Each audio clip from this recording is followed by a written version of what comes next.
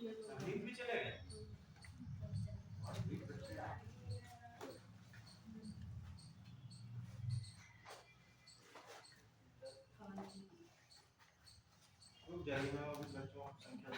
अच्छा अच्छा ठीक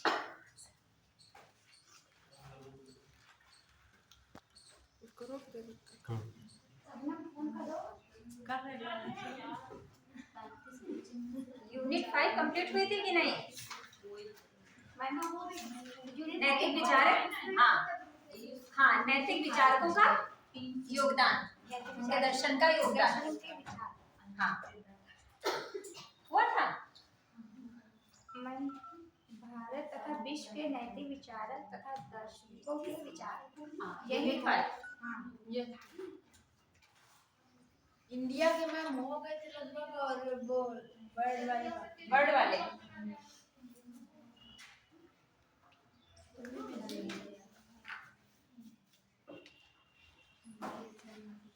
वाले में चलो सुकरात से चलते हैं।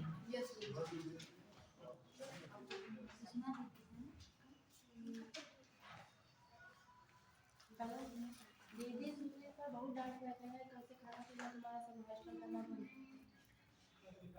नहीं होगा। सुकरात के दार्शनिक है। सुकरात, सुकरात पहले नैतिक दार्शनिक कहे जाते हैं।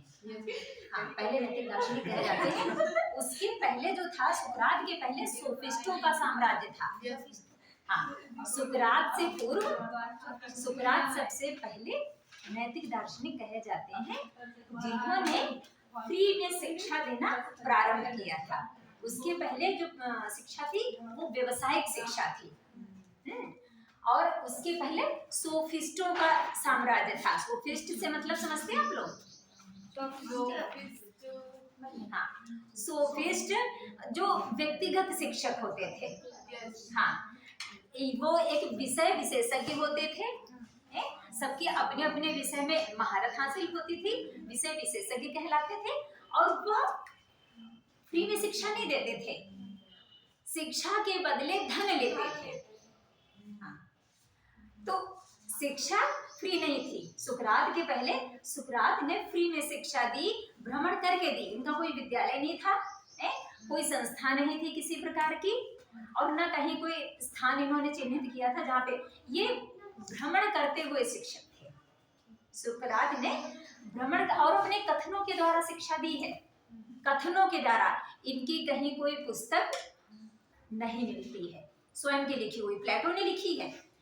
इनके जो शिष्य हैं सुकरात, देखो त्रयी किसको कहा जाता है? त्रयी इन्हीं का है। सुकरात आए, उसके बाद में प्लेटो आए, इनके शिष्य हैं, और उसके बाद में अरस्तु आ गए। अरस्तु का सिकंदर, हाँ, तीन लोग अरस्तु के जो शिष्य हैं, हाँ, तीनों को एक साथ पढ़ने कोई दिक्कत तो नहीं। हाँ, तो मैम ये अरस्तु प्लेटो के पुत्र थे? नहीं, शिष्य थे, गुरु शिष्य का संबंध था। सर्वप्रथम सुकरात से पहले सोफिस्ट गुरु थे।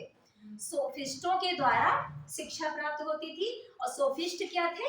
सोफिस्ट एक मान के चलो कि धन लेकर के शिक्षा देते थे, और विषय विशेषज्ञ थे।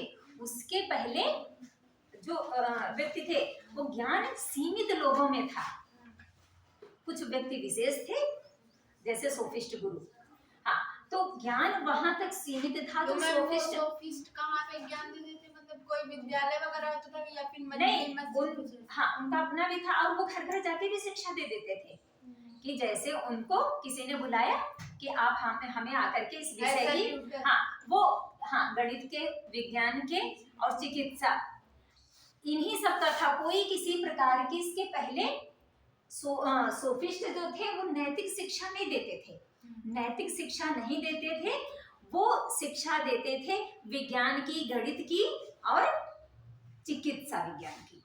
इस प्रकार की यानी धनार्जन करने वाली वो विद्या देते थे, ज्ञान की विद्या देते थे, बुद्धि वाली। बाकी नैतिक निर्माण वो किसी प्रकार का नहीं करते थे। और इतना भी किसी, और वो जब व्यक्तिगत थे तो जब आप व्यक्तिगत शिक्षक हैं तो शिक्षा भी तो व्यक्तिगत ही प्राप्त होगी ना। अब अगर कोई ऐसे शिक्षक होता है तो सार्वजनिक स्तर पे देगा, भले ही वो अर्थ के लिए दे रहा है, पर सामने कम से कम 20, 25, 30, 40, 50 लोग होते हैं शिक्षा ग्रहण करने के लिए, पर उनका मूल उद्देश्य था कि व्यक्तिगत तौर पर धनार्जन के लिए। हाँ, और जो उनको व्यक्ति अपने पास बुलाता था कि हाँ हमें शिक्षा, तो जिसको जिस चीज की आवश्यकता होती थी, किसी को गणित सीखना है, किसी को चिकित्सा विज्ञान सीखना है, तो वो उस हिसाब के जो विशेषज्ञ होते थे शिक्षक, उनको बुला लिया जाता था शिक्षा, या तो उनके यहाँ जाकर के, और ज्यादातर यही होता था कि उनको बुला के शिक्षा ग्रहण की जाती थी, वो किसी भी क्षेत्र की हो सकती है। आ जाओ फटाफट।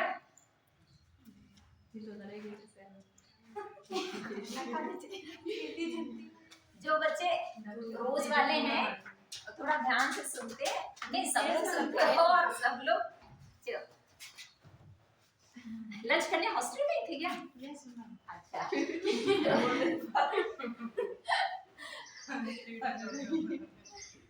5 यूनिट का वेस्टर्न फिलोसफर्स बचे थे ना, इनका तो सब तुम्हारी नाम है सुषमा, सॉरी ये एक्चुअल में जब अटेंडेंस लगाते हैं तो वो जल्दी बोलने के चक्कर में किसी के फेस की तरफ देखते नहीं है। अगर फेस भी देखें तो वो समझ में आ जाए कि कौन कौन है, तो बाकी भाई फेस सबको पहचानते हैं, भाई नेम और फेस मैच नहीं करता है किसी का, एक दो लोगों का है जो एकदम आगे बैठते हैं तो वो दिख जाते हैं। तो सुकरात से पहले सोफिस्टों का साम्राज्य था शिक्षा पे, शिक्षा जगत पे सोफिस्टों, हिस्ट्री में पढ़ा होगा। यस मैम, उसमें इंग्लिश के चैप्टर में पढ़ा था उसमें। हाँ, तो अच्छा हम क्या हिस्ट्री में भी सुकरात के पहले सोफिस्टों का साम्राज्य था, और सोफिस्ट ऐसे गुरु थे जो व्यक्तिगत शिक्षा देते थे, और वो धन के लिए शिक्षा देते थे, धन लेकर के वो शिक्षा प्रदान करते थे। सोफिस्ट विषय विशेषज्ञ होते थे, और चाहे गणित के हो या विज्ञान के हो या चिकित्सा विज्ञान के हो, किसी भी विषय के हो सकते हैं, पर हाँ नैतिक विषय नहीं था उनका, नैतिक नहीं विषय था, ऐसे विषय थे जिनसे धनार्जन हो सके। और वो व्यक्ति विशेष के पास ही रहता था कि जो समाज के 2 से 4% लोग थे, वो स्तर उन्हीं तक सीमित था, सबको शिक्षा प्रदान नहीं की जाती थी। हाँ, सब कीड़े मकोड़े जानवरों की तरह रहते थे, संख्या थी पर कीड़े मकोड़ों जानवरों से ज्यादा उनकी गिनती नहीं थी, क्योंकि बुद्धिवादी जो वर्ग था वो बहुत ही सीमित वर्ग था, और जो ये तैयार हो जाते थे व्यक्तिगत तौर पे शिक्षा लेकर के, वही फिर गुरु बन जाते थे। तो 2 से 3% की मात्रा में लोग शिक्षा लेते थे, और वही सोफिस्ट गुरु कहलाते थे जो धनार्जन के लिए शिक्षा देते थे। उसके बाद में सुकरात आए। सुकरात जब आते हैं तो उन्होंने इतनी दयनीय अवस्था देखी कि शिक्षा तो मिल रही है पर बौद्धिक विकास हो रहा है, नैतिक विकास तो हो ही नहीं रहा है। तो अगर हमारा सिर्फ बौद्धिक विकास होगा, हमारा नैतिक विकास होगा ही नहीं, तो फिर समाज का होगा क्या? हम अगर बुद्धिजीवी बने और नैतिक ना हो तो वो बुद्धि हमारे लिए कितनी हानिप्रद हो सकती है। हमें बंदूक चलाना आता हो, बहुत अच्छा निशाना हम लगाते हो, पर हम नैतिकतावादी ना हो, हमें करुणा दया संयम ना हो। अगर संयम नहीं है तभी हमें गुस्सा आ जाएगा। तो हमें बहुत अच्छा चलाना आता है पर हमारे अंदर संयम नहीं है, धैर्य नहीं है, और सूझबूझ नहीं है, तो हम क्या करेंगे? कभी भी गुस्सा ही लो, निशाना तो हमारा बड़ा अच्छा है, चला भी लेते हैं, निशाना भी अच्छा है, लगा दिया हमने, तो उसके परिणाम बहुत बुरे होते हैं। आपके अंदर बुद्धि है तो आपके अंदर नैतिक गुण भी होने चाहिए। अगर आपके अंदर नैतिकता नहीं है, सिर्फ बुद्धि है, तो वो बहुत ही ज्यादा हानिकारक है। तो इसीलिए बुद्धि और नैतिकता का सामंजस्य होना चाहिए। तो यूपीएससी में क्यों डिमांड की गई? क्योंकि एग्जाम हो रहा था, अच्छे अच्छे बुद्धिजीवी वर्ग के लोग पहुंच रहे थे, पर नैतिकता का हनन हो रहा था। उन्हें पता ही नहीं था कि क्या सही है और क्या गलत है। नैतिकता का हनन हो रहा था। और जब आपको पता ही नहीं होगा कि सही क्या है और गलत क्या है, आपके अंदर करुणा, संयम, साहस है, पर वो बुद्धि वाला साहस है कि हमको पद मिला है, करना है, पर आपके अंदर करुणा नहीं है, धैर्य नहीं है, समझदारी नहीं है, तो आप कैसे चलाएंगे? तो कहा गया कि एक बार बुद्धि भले कम हो, बुद्धि आपके अंदर भले कम हो, पर आपके अंदर नैतिकता होनी चाहिए। आपको ये पता होना चाहिए कि किस समय कैसा और क्या निर्णय लेना है। तो बुद्धिहीन व्यक्ति पहुंच गया, अब वो तो मान के चलो कि समाज और देश के लिए विघटनकारी हो सकता है। तो इसीलिए पेपर को लाया भी गया है कि बुद्धि की आवश्यकता है हमें, पर वो नैतिकता को हटा के नहीं, बुद्धि और नैतिकता हमें दोनों चाहिए, क्योंकि जब दोनों का सामंजस्य होगा, शासन सुशासन तभी बनेगा, वरना वो कुशासन हो जाएगा। क्योंकि मैं बुद्धिमान तो आतंकवादी भी हो सकता है, और क्या, बुद्धिमान तो कोई भी हो सकता है। बुद्धिमान एक मान के चलो करुणाहीन और अहंकारी क्रोधी व्यक्ति भी हो सकता है। जिसके अंदर संयम साहस ना हो वो भी बुद्धिमान हो सकता है। जो सद्गुणों से रहित हो वो भी बुद्धिमान हो सकता है। तो इन्होंने कहा कि बुद्धि अगर आवश्यक है तो फिर नैतिक गुण भी होने चाहिए साथ में, सद्गुणों का भी होना उतना ही आवश्यक है। खाली बुद्धिजीवी वर्ग, वो भी एक वर्ग विशेष तैयार हो रहा है। तो इन्होंने कहा कि नहीं, ऐसा नहीं होना चाहिए। तो ये हुआ कि आखिर क्या है, सर्वमान्य चीज क्या है? तो सुकरात ने कहा ज्ञान, हाँ, ज्ञान ही, इन्होंने ज्ञान को कहा, पर वो ज्ञान सीमित वाला नहीं, सबको मिलना चाहिए ज्ञान। तो ये हुआ कि ज्ञान शक्ति है, ज्ञान शक्ति है, और अगर ज्ञान शक्ति है तो फिर राज पद पे किसको बैठना चाहिए? ज्ञान को बैठना चाहिए ना। तो सुकरात घूम घूम कर भ्रमण करते हुए यह शिक्षा देने लगे कि एक ज्ञानी सद्गुणी व्यक्ति को ही शासक होना चाहिए। और ज्ञानी सद्गुणी कौन है? इसमें नैतिकता नहीं, नैतिकता तो है, और शक्ति भी ज्ञानी के पास है। हाँ, जो ज्ञानी है उसी के पास शक्ति है, और जिसके पास शक्ति है शासन तो उसी को करना चाहिए। भाई शासन तो बिना शक्ति के नहीं हो जाएगा है? तो और शक्ति और ज्ञान किसके पास है? दार्शनिक के पास है, दार्शनिक के पास है। एक दार्शनिक के पास ज्ञान है और ज्ञान में ही शक्ति है। और इन्होंने कहा कि फिर शासन तो शक्ति को करना चाहिए, ज्ञान को करना चाहिए। इसका मतलब है कि दार्शनिक को करना चाहिए। जो राज है, तो राज का जो राजा है वो एक दार्शनिक को होना चाहिए। दार्शनिक छोटे शब्दों में कैसे कह सकते हैं? दार्शनिक जो नैतिक दृष्टिकोण से ज्ञानी है। हाँ, जो ज्ञानी तो है, हाँ, पर सद्गुणों से युक्त हो और जो नैतिकता युक्त हो, हाँ, वही होगा। तो जिसने दर्शन का ज्ञान प्राप्त किया है, दार्शनिक, संधि विच्छेद आपको बताया ना कि डीपली मत जाओ, उसमें जाओ ही ना। दार्शनिक दर्शन, भारतीय दर्शन कौन है? भारतीय दर्शन ज्ञान के स्रोत है ना, ज्ञान के स्रोत है। और जब ज्ञान के स्रोत है तो उसको जानने वाला ज्ञान, भाई ज्ञान को पाने वाला है ना दर्शन, दार्शनिक। तो दर्शन को पाने वाला, ज्ञान को पाने वाला। तो ज्ञान जब उसके पास है तो शक्ति भी उसी के पास है। बाकी दर्शन और दार्शनिक का अगर क्लास से मिलेगा तो जो दर्शन शास्त्र के उसमें है वो हम आपको समझा देंगे। अभी हमने ये खाली पेपर के लिए बता दिया आपको। तो जब शक्ति उसके पास है तो राजा दार्शनिक को बनना चाहिए ना। सुकरात भ्रमण कर करके जनता को यही बताने लगे, अपना ज्ञान बांटने लगे। सुकरात से जो उस समय की वर्तमान नवयुवक थे बहुत ज्यादा प्रभावित हुए उसके उपदेशों से, उसकी शिक्षाओं से बहुत ज्यादा प्रभावित हुए और प्रचार प्रसार होने लगा कि सुकरात तो बड़ा ज्ञानी था। अच्छा, सुकरात तर्क के साथ ज्ञान देते थे, ये नहीं था कि खाली ज्ञान बांट रहे हैं, तर्क के साथ ज्ञान देते थे। इसको रख दे नहीं तो मेरे, तो तर्क के साथ। और जब आप लॉजिकल नॉलेज देते हो तो फिर उसकी काटनी कोई होती है, अगर आपने कोई तथ्य रखा उसके किंतु परंतु लेकिन सब कुछ बता दिए तो फिर काट कहाँ होगी।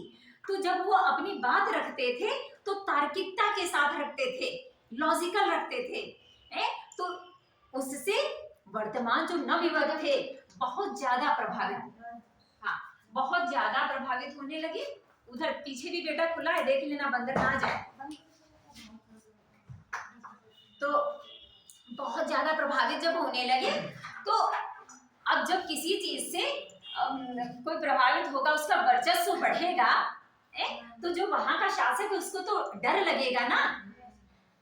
जब किसी तरफ जनता भागी चली जा रही है पागलों की तरफ, तो उनको शासक को ये लगा कि अब तो मामला खराब हो जाएगा।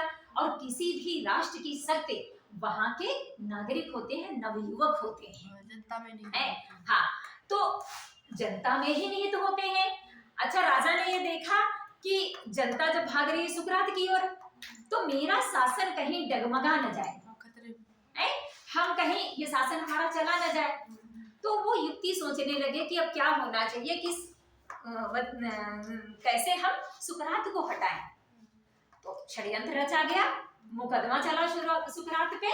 फिर सुकरात को विवश किया गया जहर का प्याला पीने के लिए, और उनके सामने एक रखा गया था ऑप्शन भी कि अगर तुम स्वीकार कर लेते हो तुम्हें मृत्यु दंड नहीं दिया जाएगा, अगर तुम यह स्वीकार कर लो कि मैंने यहाँ की जनता को गुमराह किया है और मैं शासन पाने के लालच में मैंने ये सब किया है, मैं सत्ता का आकांक्षी था, मैंने सत्ता पाने के कारण ही सब कुछ किया है। तो उन्होंने कहा, क्यों कहा जाता है एक संतुष्ट सुकर होने से बेहतर है एक असंतुष्ट सुकरात होके मर जाना। इसका मतलब ये कि आप अपने सिद्धांतों से, आप अपने मूल्यों से समझौता मत करिए। आप संतुष्ट होके अगर जानवरों की तरह जी के मर गए तो फिर आपके होने ना होने से फर्क ही क्या पड़ता है। हाँ, तो इससे बढ़िया है आप असंतुष्ट सुकरात होके मर जाओ ना। आज भी लोग याद तो कर रहे हैं, आज हम जाने कितने हजारों साल पहले आए और पढ़ रहे हैं, आज हम उनको, और फिर विदेश और वो भी दूसरे देश की, हमारे यहाँ के हैं भी नहीं। तो ये भाई इनकी असंतुष्टि बढ़िया थी ना। और संतुष्ट, अगर सुकर मतलब सुअर, तो अगर संतुष्ट होके आप सुअर की श्रेणी में रह के जीवन जी के मर गए तो क्या फायदा है। असंतुष्ट होके सुकरात होके मर जाओ। तो या तो उन्होंने कहा कि नहीं, हम आपका जो है ये स्वीकार नहीं करेंगे, हम आपके ऑप्शन को नहीं लेंगे। एक तरफ मृत्यु दंड है, एक तरफ है कि आप स्वीकार कर लो कि हमने जनता को भड़काया है और शासन पाने की लालसा में ये सब किया है। तो उन्होंने कहा कि नहीं, अगर हम ऐसा कर लेंगे तो फिर इनमें विश्वास हो जाएगा ना, फिर जनता में विश्वास हो जाएगा कि वास्तव में सुकरात कहीं ना कहीं गलत थे। हाँ, तो स्वीकार नहीं किया, विष का प्याला पिया, चले गए। उसके बाद में आते हैं प्लेटो, इनके शिष्य प्लेटो। प्लेटो आए तो इन सुकरात की मृत्यु के बाद में एथेंस छोड़ के प्लेटो चले गए थे। हाँ, कुछ दिन, हाँ वो चले गए थे। उनको ये लगा कि जब सुकरात को ही भाई मार दिया गया, आत्महत्या तो जबरदस्ती कराई गई ना, अगर किसी के गले में जबरदस्ती रस्सी डाल दो तो वो उसका आत्महत्या करना थोड़ी ना होता है, वो तो आपने भाई मारा तो मृत्यु दंड ही दिया गया। तो प्लेटो वहां से चले गए थे कि अब मुझे यहाँ नहीं रहना है, सुकरात का ये हश्र हुआ है और प्लेटो के अंदर कहीं ना कहीं एक ये अभिलाषा थी, एक लालसा थी कि मैं यहाँ का राजा बनूंगा, मैं नवीन राजा बनूंगा, क्योंकि भाई प्लेटो ज्ञानी था ना। और सुकरात उसके जो गुरु थे वो यही कह रहे थे कि ज्ञानी व्यक्ति शक्तिमान होता है और शक्तिमान को ही राजा बनना चाहिए। मैम ये इनके शिष्य थे, परंतु इनकी कुछ चीजें जो थी वो फॉलो नहीं करते थे। प्लेटो की विचारधारा हाँ, कुछ हाँ। अलग थी, पर थे गुरु। हाँ, अभी बता रहे हैं। तो हालांकि सुकरात और प्लेटो दोनों आदर्शवादी, काफी चीजें मानते थे, दोनों ये भी आदर्शवादी थे दार्शनिक, और प्लेटो भी आदर्शवादी थे। बट अरस्तु व्यवहारिक थे, इनका व्यवहारवाद चलता था, ये व्यवहारवाद में विश्वास करते थे। अरस्तु बहुत ज्यादा अलग हो गए हैं दोनों से। हाँ, प्लेटो ने बहुत चीजें मानी है सुकरात की, पर अरस्तु जो है वो अपने गुरु थे, तो भाई गुरु से बढ़ के कुछ थोड़ी ना होता है, तो आप डायरेक्ट नहीं कर पाओगे, मगर हाँ आप तर्क के साथ कर सकते हो। तो इनका सुकरात का प्लेटो ने आदर्शवाद तो लिया, आदर्शवाद के समर्थक थे, पर इन्होंने कहा कि ज्ञान ही सद्गुण नहीं है, सिर्फ ज्ञान से काम नहीं चलेगा। ज्ञान के साथ अगर आपके पास सिर्फ बुद्धि है, वही हाल यूपीएससी वाला आ गया कि सिर्फ अगर आपके पास बुद्धि है, बाकी गुण की अपेक्षा आपने कर दी है, तो आप कैसे नैतिक शासन बिठा पाएंगे। तो सुकरात ने जो कहा कि ज्ञान ही सद्गुण है, तो प्लेटो ने कहा कि हाँ ज्ञान तो है पर खाली ज्ञान नहीं है, इसके साथ में साहस संयम होना चाहिए। विवेक साहस संयम होना चाहिए, क्योंकि जब हमारे पास विवेक होगा, विवेक से मतलब है बुद्धि, हाँ, जब हमारे पास देखो अगर आपको पेपर में लिखना हो तो ये कॉलम बना दीजिएगा, ऐसे थोड़ा अच्छा लगता है, नंबर भी ज्यादा देते हैं। हाँ, ये आपका हो गया विवेक, हाँ, साहस संयम।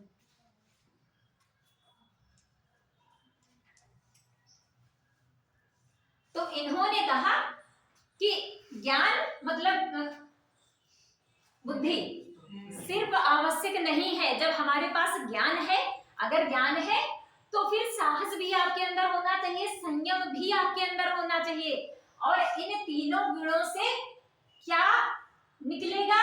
वो निकलेगा न्याय। न्याय जब ये चीजें आपके अंदर होंगी, तो उन्होंने कहा कि सिर्फ बुद्धि से काम नहीं चलेगा, आपके अंदर बुद्धि है तो साहस संयम ये होना चाहिए, और फिर तीनों चीजों से निकलेगा न्याय है। और एक विवेकवान व्यक्ति को न्यायी तो होने चाहिए, हाँ, तो इन्होंने कहा न्यायवान व्यक्ति को होना चाहिए। और आदर्श राज की कल्पना यहां से शुरू हुई। आदर्श राज का जो स्वप्न था, न्याय से शुरू। हाँ, ये इन्होंने सुकरात ने देखा, नहीं न्याय तो रचित, सुकरात से शुरू हुआ। आदर्श राज्य कैसा होना चाहिए, वहां का राजा कैसा होना चाहिए, ये सुकरात ने बताया। और पर ये है कि आदर्श राज को प्लेटो ने भी, पर प्लेटो को लोग एक्सेप्ट नहीं कर पाए। प्लेटो एकदम कथा कहानी वाले बन करके रह गए। अब चार ही सद्गुण आवश्यक थोड़ी ना होंगे, आपके अंदर विवेक है, संयम है, साहस है, और आपके अंदर प्रेम नहीं है, करुणा नहीं है, दया नहीं है, न्याय तो उसने हृदय दिया, आपके अंदर अखंडता नहीं है, आपके अंदर सत्यनिष्ठा नहीं है, तो कैसे काम चलेगा। और वो सब कौन लाया? वो लाए हैं अरस्तु, व्यवहार, हाँ, क्योंकि अरस्तु थे व्यवहारवादी। तो इन्होंने कहा कि सिर्फ चार से काम नहीं चलेगा।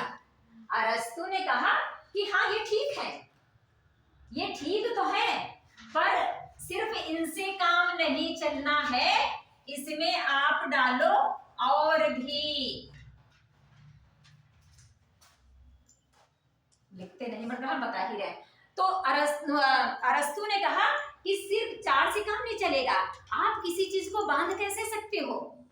ये कौन कह रहा है? अरस्तु कह रहे हैं। अरस्तु ने प्लेटो ने जो चार सद्गुण बताए उसका अरस्तु ने यानी मंडन भी किया और खंडन भी किया। मंडन मीन्स मानना, हाँ, मंडन भी किया और खंडन भी किया। मंडन ये किया कि हाँ स्वीकार किया कि 4 होने चाहिए, पर 4 ही नहीं, और भी आवश्यकता है, और भी आवश्यकता है। क्योंकि अगर हमें न्याय चाहिए तो हमें न्याय के लिए और भी गुणों की, तो आप गुणों को सीमित नहीं कर सकते हैं। अरस्तु ने कहा आप गुणों को किसी बंधन में नहीं बांध सकते हैं कि इतने होने चाहिए, वो अनंत हो सकते हैं, और देश काल परिस्थिति के अनुसार होंगे। कब किसको लागू करना है ये अरस्तु ने कहा, हाँ ये अरस्तु ने कहा। इसीलिए अरस्तु को आज तक का सबसे महान दार्शनिक कहा जाता है, वेस्टर्न में सबसे महान दार्शनिक कहा जाता है। और ये भी इनका कहते हैं कि इनसे ज्यादा आईक्यू लेवल शायद किसी का नहीं होगा, क्योंकि ये कई विज्ञानों के और कई दर्शन यानी जनक भी रहे हैं, जीव विज्ञान के वनस्पति नहीं, और तर्क विज्ञान के भी जनक ही है, तर्क विज्ञान के भी जनक कहे जाते हैं अरस्तु। तो एक विज्ञान का जनक बनने में वर्षों लग जाते हैं, और गणित विज्ञान जैसे विषयों के जनक होने के बाद व्यवहारिक विज्ञान मानविकीय विज्ञानों के भी जनक कहे जाते हैं। यानी गणितीय और विज्ञान और मानविकीय विज्ञान तर्क के जनक उनके यानी प्रणेता कहे गए हैं। तो सोचिए अगले का आईक्यू लेवल क्या होगा। तो इन्होंने कहा नहीं इतने गुणों से काम नहीं चलेगा, क्योंकि देश काल परिस्थिति के हिसाब से बदलते हैं। और अरस्तु ने क्या बनाया, बौद्ध धर्म का मध्यम प्रतिपदा का सिद्धांत, मध्यम प्रतिपदा का सिद्धांत कि हमें कायर भी नहीं होना है और दुस्साहसी भी नहीं होना है, हमें साहसी रहना है। तो अरस्तु ने बौद्ध धर्म से इसलिए जोड़ रहे हैं कि आपको फिर याद रहेगा कि इनको कहा जाता है मध्यम मार्गी, और बौद्ध धर्म में मध्यम प्रतिपदा का सिद्धांत है कि बुद्ध ने भी मध्यम प्रतिपदा का सिद्धांत स्वीकार किया है कि मध्य मार्गी बन करके जियो, ना बहुत ज्यादा कठोर बनो और ना बहुत ज्यादा नरम बनो। तो अरस्तु मध्य मार्गी है, बुद्ध को जोड़ लोगे तो बुद्ध वाला याद रहेगा कि हाँ बौद्ध धर्म मध्यम प्रतिपदा सिद्धांत को मानता है, स्वीकार करता है, उसके जनक बुद्ध हैं। तो इन्होंने अच्छा ये प्लेटो जो है इन्होंने भी आदर्श राज्य की संकल्पना की और कहा कि एक राजा को बुद्धिमान होना चाहिए, साहसी होना चाहिए, संयमी होना चाहिए, है? और ये जब गुण होंगे तो वो न्याय प्रिय होगा, है? क्या हुआ बेटा, सिर में दर्द हो रहा है क्या? अच्छा अच्छा सो रहे हो क्या? अच्छा सुन रहे हो तो हाँ नहीं सो कहा तो हमको लगा, धीरे से कहा तो हमको लगा कि ये नहीं, सुन कहा हमको लगा सो रहे हैं, उन्होंने कहा कितना बोरी हूँ बोल के। हाँ तो प्लेटो का उस दिन तो हम ये बोर्ड देख के एकदम से बहुत चंके ही रह गए। नहीं थोड़ा ये भी था, 1 मिनट पर्सनल बात भी कर लेते हैं। वो कोई दिक्कत नहीं, हमें उससे ऐसा कुछ नहीं कह रहे हैं। बताएं ये हुआ कि भाग भाग के आना हुआ, तो वैसे भी स्कूटी बहुत तेज चलाते हैं। हाँ ये रहे कि जब देखते हैं घड़ी की तरफ देखते रहते हैं, भागते रहते हैं, काम करते रहते हैं। जब बजता है 1 घंटा तब घर में जब सब चिल्लाना शुरू करते हैं कि निकलो निकलो टाइम हो रहा है, कितने बजे से क्लास है, तो हम फिर भागते हैं। और उस दिन ये था कि आने था इमरजेंसी में, हम तो फ्री थे एकदम से कि हमको निकलना है भाई 1:45 बजे कि हमारी क्लास तो 1:45 से है। पर ये हुआ ना कि सर आ नहीं पा रहे थे किसी वजह से, तिवारी जी और सर सुशील सर भी कुछ बिजी थे। तो फिर हम पता है कि 30 किलोमीटर 30 मिनट में आए। तो इस वजह से अच्छा थोड़ी रास्ता भी जब गड़बड़ होती है हल्की फुल्की, वैसे रास्ता हमारे इधर की बहुत अच्छी है हाँ, बट ये है कि थोड़ा डिस्टर्ब हो गए, पेट में भी दर्द होने लगा बहुत, तो और ये बोर्ड देख के तो एकदम से दिमाग मेरा शून्य हो गया कि क्या करना है अब, हाँ क्या बनाना है। अब ये है कि भले काफी टाइम पहले पढ़े पर ये है कि जब चीजें पढ़े आपसे अनिल इथिक्स से पढ़े हैं तो कह रहे हैं मैम देश काल परिस्थिति के अकॉर्डिंग मतलब स्वयं को ढाल लेना चाहिए। आपने बताया कर दिया हर चीज को देश काल परिस्थिति के अकॉर्डिंग ढाल लेना चाहिए, कोई भी हो।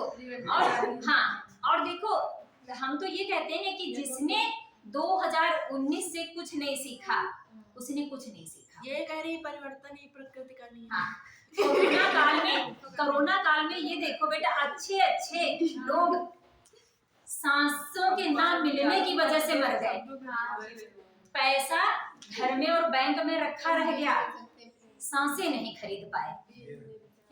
तो क्या घमंड इस शरीर का। अगर हम आवश्यकताएं पढ़ने पे हम सांस नहीं ले पा रहे हैं तो हम किस चीज का घमंड करें। तो कहीं कुछ नहीं, ना कोई गरीबी अमीरी कुछ नहीं, वो अमीरी किस काम की, पैसे का एग्जांपल बाहर स्ट्रेचर पे मर गए।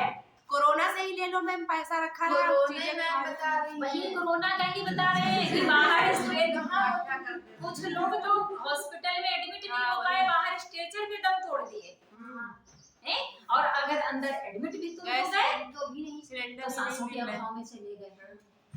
तो जिसने कोरोना काल से नहीं सीखा उससे मूर्ख प्राणी कोई नहीं है।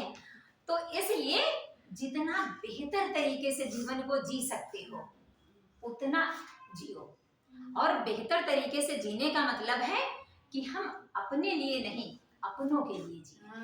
बेहतर तरीके से अपनों हाँ, और जब हम अपनों के लिए जीते हैं नहीं, जब हम अपनों के लिए जीते हैं तो हम स्वयं भी बहुत अच्छे हो जाते हैं।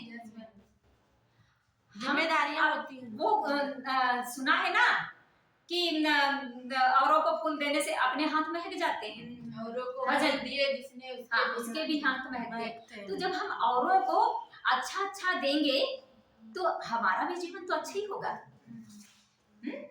तो जब हम अपनों के लिए, और अपने कौन है जो सामने दिख जा रही है अपने ये नहीं कि घर में जो मम्मी पापा हैं भाई बहन हैं वो हमारे हैं, हमारे यानी अपने सब लोग को जो आपको अपनत्व की, अपने का मतलब क्या होता है, जो आपको अपनत्व की भावना प्रदान करे, जो आपको अपनेपन से माने वही आपका अपना है।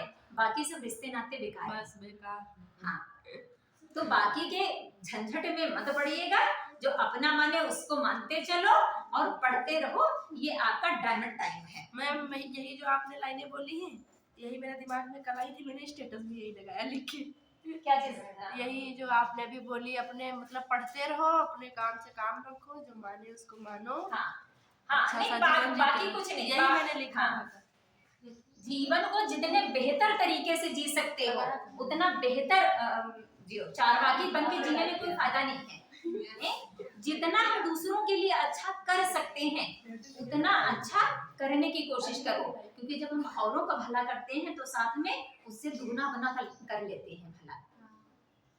तो ये अरस्तु सुकरात प्लेटो समझ में आए। सुकरात संयमित जीवन की बात करते हैं। सुकराती पद्धति सब द्वंद्वात्मक पद्धति है, विरोधाभास। द्वंद्वात्मक समस्या ऐसे है कि अगर माँ बाप आपके सामने खड़े हो जाए, बहुत साधारण एग्जाम्पल, और कह दें कि हम में से कौन ज्यादा प्यारा है तुम्हें, नहीं तो बता आपके दिमाग, हाँ आप बता ही नहीं पाओगे कि क्या करना है मुझे। मैं तो मैम भैया और दीदी में डिसाइड नहीं कर पाती हूँ। हाँ भैया और दीदी दोनों में नहीं बता पाएगी, दादी बाबा में नहीं बता पाती। हम तो बता देंगे क्योंकि मेरे बाबा हैं ही नहीं, तो दादी क्या है। तुम्हारा है ना, दादी बाबा भाई। देखो एक प्लेटो का है पॉइंट, एक तो प्लेटो का सिद्धांत है कार्य विशेषीकरण का सिद्धांत। प्लेटो का एक सिद्धांत है कार्य विशेषीकरण का सिद्धांत। जो लोग एक साथ दो काम करते हैं, हाँ, तो प्लेटो कहते हैं कि आप कितने भी ज्ञानी हो, आप कितने भी ज्ञानी हो, कितनी भी आपने महारत कर ली, तो कार्य विशेषण का सिद्धांत है कि अगर आप डॉक्टर हैं तो आप डॉक्टरी करिए, आप न्यायालय में जाकर के वकील मत बनिए। एक ही कार्य करने को। हाँ, एक समय पर आप एक कार्य करिए और एक कार्य में ही आप पारंगत होइए, दो कार्य मत करिए। तो इस समय आप लोग पढ़ रहे हैं तो सिर्फ पढ़ने से मतलब रखिए, बाकी जो दुनिया के जंजाल है, मोह माया है, उसको त्याग दो 2 साल के लिए, और 2 साल से ऊपर समय नहीं लगेगा। हाँ, 2 साल से ऊपर समय नहीं लगेगा अगर आप लोगों ने ठान लिया तो। अगर दृढ़ संकल्प ले लिया तो फिर 2 साल से ज्यादा समय नहीं लगेगा। बस संकल्पों की ही कमी होती है हमारे अंदर।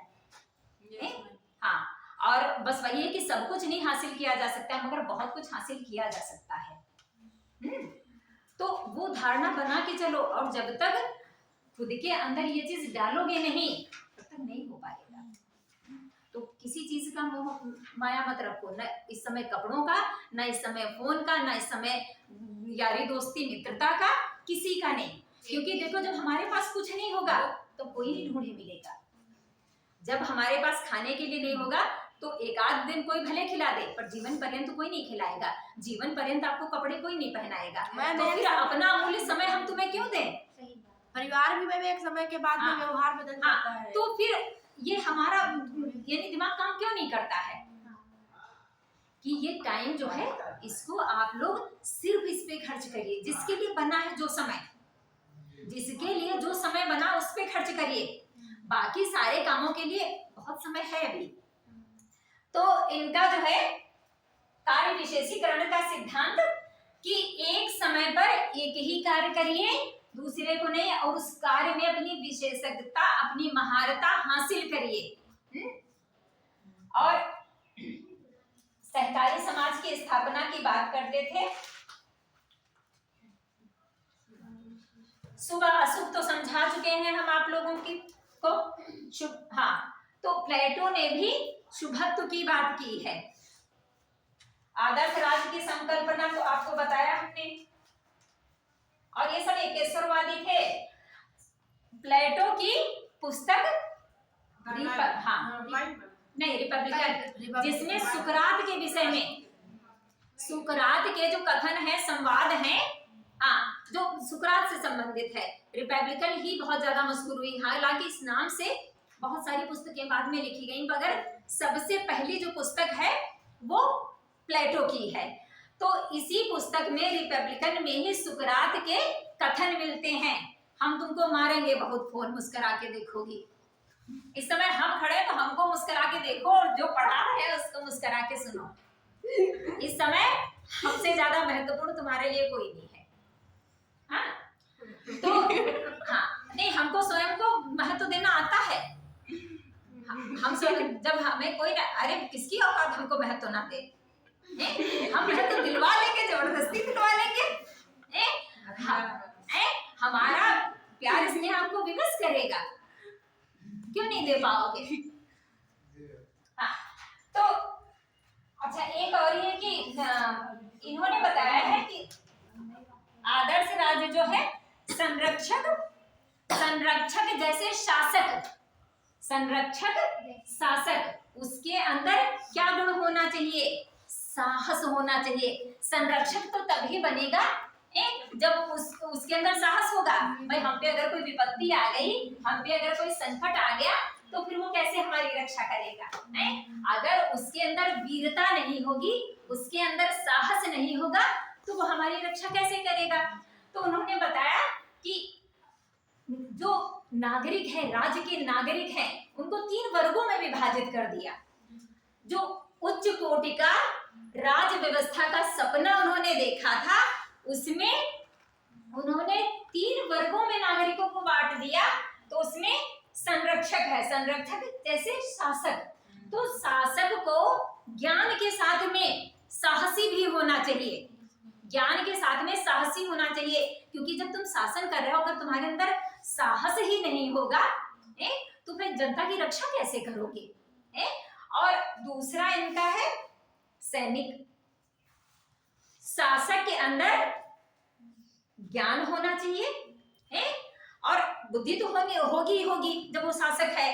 और सैनिक, दूसरा वर्ग जो है सैनिक, सैनिक में बुद्धि भले एक टाइम थोड़ी कम होनी चाहिए, पर उसके अंदर शौर्य, उसके अंदर साहस की यानी प्रबलता होनी चाहिए सैनिक के अंदर। क्योंकि सैनिक मतलब रक्षक, अगर देश का रक्षक ही नहीं होगा, नहीं साहसी होगा, शौर्यवान नहीं होगा, तो फिर रक्षा कौन करेगा? और तीसरा उन्होंने दिया है किसान और कारीगर को, जो उत्पादक वर्ग है, उत्पादक वर्ग से उन्होंने संयम, देखो ये हो गया इनका, ये विवेक हो गया। तो यहाँ पे इन्होंने शासक को बिठा दिया। हाँ, इन्होंने कि एक जो शासक है, जो देश का राजा है, उसको ज्ञानी होना चाहिए, विवेकवान होना चाहिए। हाँ, और अगर आप ज्ञानी हैं, वास्तविक ज्ञानी हैं और आप विवेकवान हैं, तो आपके अंदर संयम और साहस तो होगा ही होगा। फिर इन्होंने कहा कि जो ये साहसी है, ये सैनिक, हाँ, ये सैनिक वर्ग जो है, जो राज्य का दूसरा वर्ग है, सैनिक जो हमारे राज्य के रक्षक हैं, हमें आंतरिक और बाहर सुरक्षा प्रदान कर रहे हैं, वह साहसी होने चाहिए, शौर्यवान होने चाहिए। और तीसरा वर्ग संयम से इन्होंने जोड़ा किसान को, आम जनता, जो किसान को और कारीगर को। तो उनके अंदर बुद्धि भले कम हो, साहस भले ना हो, कोई मतलब नहीं है, उनके अंदर संयम होना चाहिए कि व्यापार में अगर आपको हानि हो गई है, व्यापार में अगर आपको हानि हुई है, तो आपके अंदर अगर संयम नहीं है तो आप आत्महत्या कर लोगे, आपका बीपी लो हो जाएगा। आज की डेट में तब बीपी लो नहीं होता होगा, अब सबसे पहले सबका बीपी लो होता है। खान पान में, जलवायु रीजन है, खान पान वगैरह, इंसान के अंदर संयम नहीं है, संयम भी इंसान के अंदर इम्यूनिटी पावर नहीं बचा है, क्योंकि उसके अंदर सद्गुणों की कमी हो रही है। हाँ, इसीलिए बीपी लो होता है। सब कुछ हमारे अंदर से ही है। अगर हमें संयम, अगर संयम का मतलब है अगर हमें अपने शरीर पर, हमें अपने बॉडी पार्ट पर कंट्रोल अगर आता है, तो हमारा बीपी क्यों लो होगा? हाई में गुस्सा आने लगता है, किसी ने जरा सा कुछ कह दिया, कि हाँ, कि क्रोध वाली कोई भी बात कह दी कि जिससे आपका अहम आहत हो गया, जिससे आपका अहम आहत हो गया, आपके घमंड को चोट पहुंच गई, समझ लीजिए आपका बीपी हाई हो गया। हाँ, आपका बीपी हाई हो गया कि भाई हमको अगले ने कैसे कह दिया कि हमसे सुंदर सामने वाली है, हम तो विश्व की सबसे सुंदर लड़की हैं, हमारे सामने अगले की तारीफ। नहीं मैम, हम समझते, जब से आपने बोला कि स्वयं को सुंदर समझो, मैं बोल देती हूँ सबसे, मैं खुद हूँ। अरे मान के चलो, नहीं देखो, स्वयं को सुंदर मानने का ये है कि जब हमारे जैसा धरती पे बना नहीं तो हमसे सुंदर है कौन? मैम हम कह देते हैं ये बात आप। जब अगर भाई हम सुंदर ना होते तो हमारी कॉपी होती, जब हमारी कोई कॉपी ही नहीं, जब हमारी जेरॉक्स कॉपी बनी ही नहीं है, तो हमसे सुंदर है कौन? और जब लगे कि हम नहीं सुंदर हैं, तो कभी अपने माँ बाप से पूछना हम कैसे हैं, तो वो हमेशा प्यार दुलार में ही कहते ना, मेरा राजा बेटा, मेरी रानी बिटिया, है मेरी राजकुमारी, मेरी परी। परी भले वो तवे की जैसी काली हो, उसका मुंह चाहे जैसा, कोई नहीं। कहते हैं कि सौंदर्य हमारे नजरिए में होता है, नजर में नहीं होता है। सौंदर्य हमारे नजरिए में होता है, नजर में नहीं होता है। हमको जो व्यक्ति अंदर से अच्छा लगता है, जिससे हम स्नेह करते हैं, वो हमें सुंदर दिखता है। हमें तो बहुत लोग सुंदर कहते हैं, हम एक बार खुद को सुंदर कह के तो देखें, हमको सामने वाला फील करा देता है कि अरे तुमसे सुंदर है ही नहीं धरती पे कोई। तो जब हमारी जेरॉक्स कॉपी नहीं बनी है, तो भैया हमसे सुंदर है कौन? जो मैम स्वयं से प्रेम नहीं कर सकता, और फिर जो चीज परिवर्तनशील है उसके लिए क्या, सिर्फ सुंदर तो वास्तव में इंसान के गुण हैं, सुंदर तो उसका चरित्र होना चाहिए, सुंदर तो उसके व्यवहार होने चाहिए। सिर्फ तन सुंदर होने से मतलब नहीं बनता है। क्या करोगे ऐसे तन का सुंदर लेकर के कि शरीर सुंदर है, पर बोल दे तो लग रहा है भौंक रहे हैं, बोल दे तो लग रहा है भौंक रहे हैं, और फिर जब कोई भौंकता है तो डर लगता है कि काट न खाए। तो ऐसी सुंदरता किस काम की कि जिसके बोलते ही दो डर लगा है कि काट लेगा दौड़ के। तो भैया उससे वो सामान्य वाले ठीक है। तो इन्होंने कहा कि किसान और कारीगर अगर संयमी नहीं होंगे तो जो किसान को भाई मौसम के अकॉर्डिंग ही फसल होती है, अगर ओले पड़ गए, बाढ़ सूखा तो अभी अगर खूब कस के 10-15 दिन के अंदर ओले गिर जाएं तो समझ लो किसान आधा मर गया। गेहूं की फसल कम से कम 30 से 40% नष्ट हो जाएगी। हाँ, और नहीं खाली गेहूं क्यों नहीं, लाही प्रभावित होगी, लाही सरसों तो सब लोग जानते हो, सरसों प्रभावित हो जाएगी, गेहूं प्रभावित हो जाएगा, आम का बौर प्रभावित हो जाएगा। हाँ, तो अगर बारिश हो गई साथ में ओले अगर पड़ गए तो समझ लो किसान 70% मर जाएगा। ये इधर वाले 20 से 25 दिन अति महत्वपूर्ण उसके लिए होते हैं। तो इसीलिए कहा कि अगर कारीगर में और किसान में संयम नहीं होगा तो फिर वो कोई भी क्षति अपने आप को पहुंचा सकता है ना। अगर संयम है तो वो फिर डाल देगा कि अरे चलो ईश्वर ने जो किया, जब उसने होती ना कहा जब उसने मुंह दिया है, पेट दिया है, तो अन्न तो व्यवस्था करेगा ही कहीं से। पर हाँ, ये कहावत तब चरितार्थ करनी चाहिए, हमें अपना कर्म भी करना चाहिए, कर्म नहीं छोड़ना चाहिए। आप अपना कर्म करो, उसके बाद में अगर फल की आशा रखते हो तो कोई दिक्कत नहीं है, तब कोई खराबी नहीं है, पर कर्म करना चाहिए। ये नहीं कि अजगर की तरह पड़े हैं, जब जीवन मिला है तो भोजन तो मिलेगा ही। अरे तो फिर तुम जानवर होके पैदा हुए होते ना, मानव जीवन में क्यों आए? मानव जीवन अगर मिला है तो इसको उद्देश्य प्रदान करो। ये उद्देश्य यहाँ से है क्या? नहीं, मानव जीवन अगर है तो इसको सिर्फ सफल होना आवश्यक नहीं है, सफलता के साथ में इसकी सार्थकता भी आवश्यक है। मानव जीवन अच्छा जीवन तभी होता है जब सफल और सार्थक दोनों होगा। तो ये समझ में आए प्लेटो, अरस्तु और सुकरात।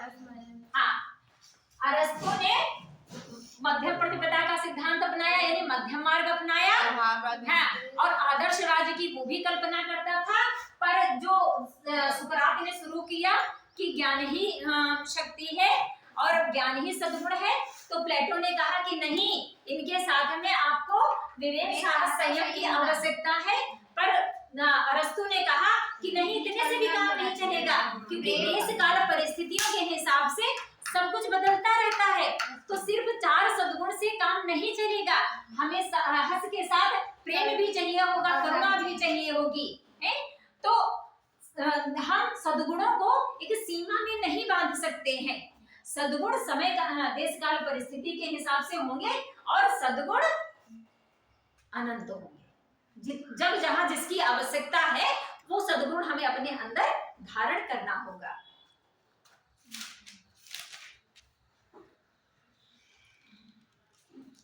और सुकरात ने ही वो दिया है सम्मम बोनम। सम्मम बोनम, सम्मम बोनम का मतलब होता है सर्वोच्च अच्छाई, यानी उससे अच्छी कोई अच्छाई ही नहीं बची है। सम्मम बोनम कहा है कि यानी व्यक्ति को अच्छे से अच्छा कर्म करना चाहिए, अच्छे से अच्छा होना चाहिए। सम्मम बोनम वहां की लैंग्वेज में है, ये ग्रीक लैंग्वेज में। आनंद सुख की संकल्पना, आनंद और सुख में आप लोग मतलब अंतर समझते हो? हाँ, प्राप्त दोनों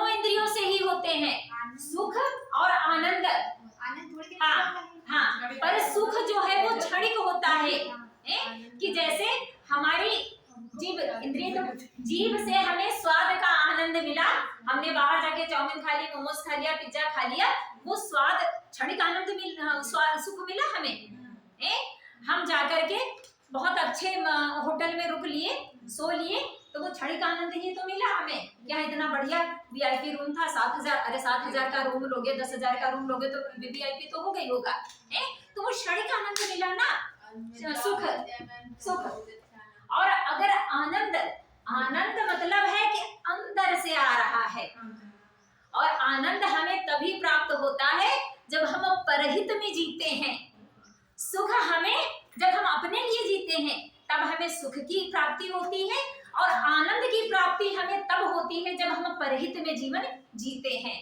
हाँ, किसी के लिए आप अच्छा करो तो अंदर से बड़ी अच्छी अनुभूति होती है ना, कि आप अकेले में ही बैठ के, हालांकि आप तो लोग फोन को भी देख के मुस्कुरा लेते हैं, हाँ पर ये है कि जब कुछ भी ना हो और आपने किसी के लिए कुछ अच्छा कर दिया, तो वो अंदर से जो यानी मुस्कुराने की अनुभूति निकलती है, जो आपको आह्लादित कर देती है, वो आनंद ही होता है।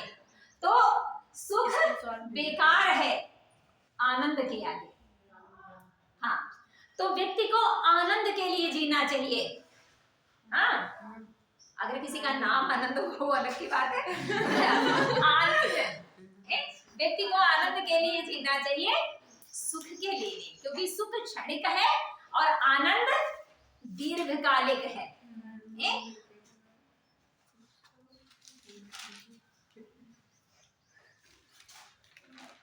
और इन्होंने जितने भी गुण माने हैं वो सब सद्गुण माने हैं, खाली गुण नहीं, सद्गुण, नैतिक गुण, जो नैतिकता से युक्त हैं।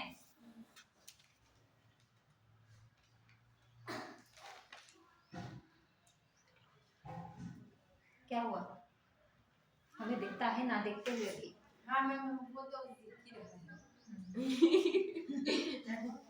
अच्छा, ये तो बता चुके व्यवहारिक, प्रयोगात्मक और व्यवहारिक दोनों था, कि अगर हमें यानी कुछ चीजें ऐसे नहीं मान लेनी है, कुछ भी मान लेना नहीं है, उसको व्यवहार में उतारना है, उसका प्रयोग करना है, तभी उस चीज को मानना है। तो व्यवहारिक और प्रयोगात्मक, अब इनको खत्म करते हैं। इसमें अगर कोई डाउट लगे तो फिर बताना, ठीक? हाँ, अब हमारे 6 यूनिट बना, क्लास बचे हैं कम।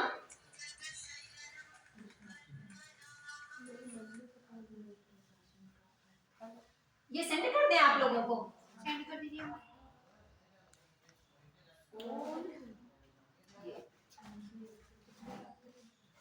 सेंड करें तो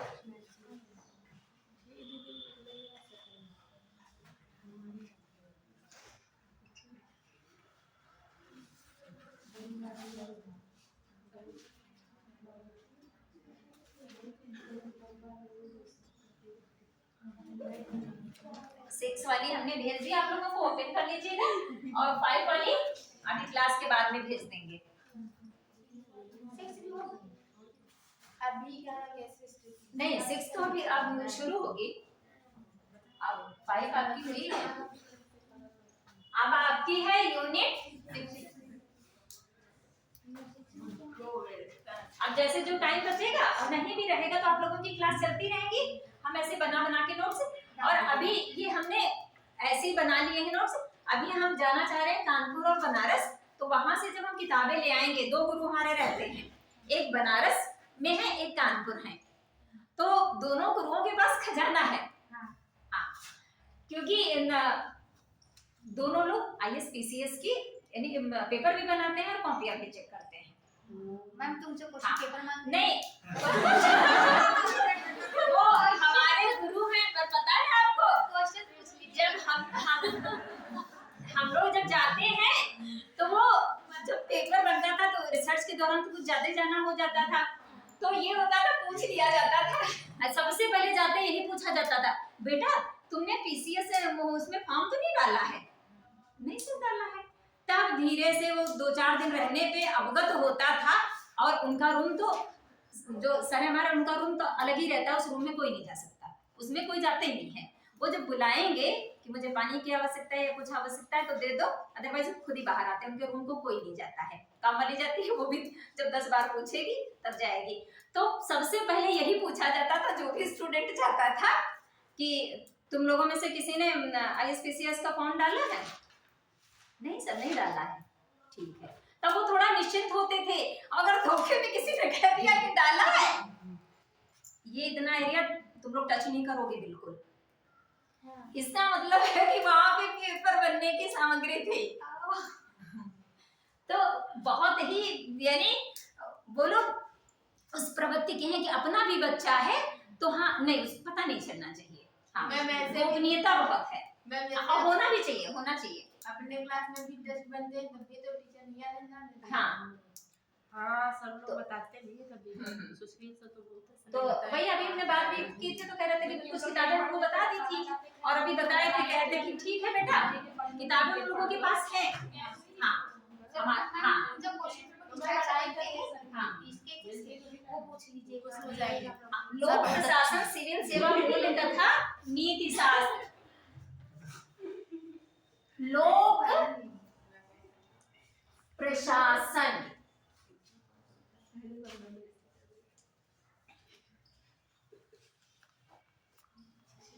लोक प्रशासन से मतलब लोक क्या? पब्लिक।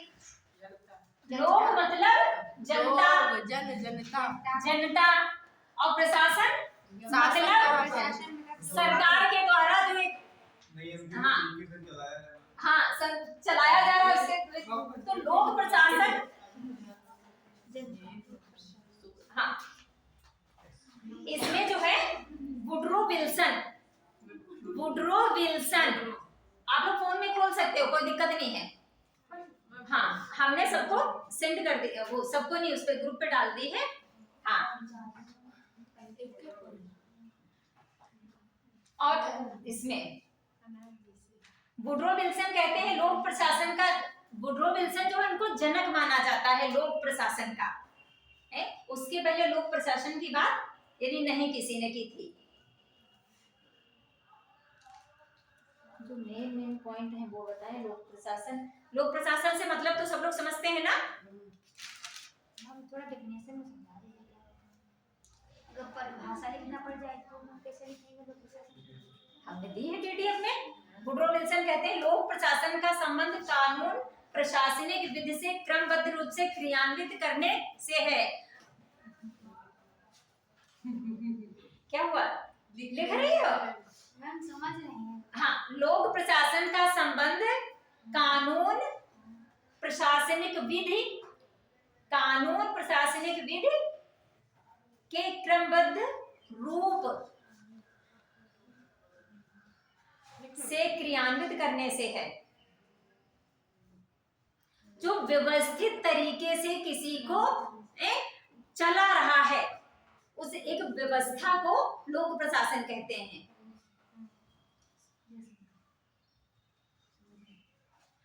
और ये जो लोक प्रशासन में, लोक प्रशासन यानी जनता के लिए प्रशासन कार्य चल रहा है ना, तो जो लोक प्रशासन में जनता के हित से जुड़े हुए सारे कार्य होते हैं। लोक प्रशासन में जनता के हितार्थ सारे काम होते हैं, जो जनता के हित में तय है कि इनसे जनता का भला होगा।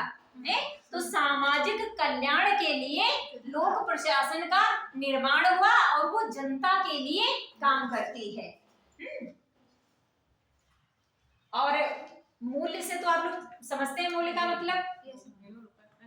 हाँ, मूल्य तो बताए ही जा चुके हैं। और मूल्य वही देखो, नोलन समिति ने 7 मूल्य बताए हैं।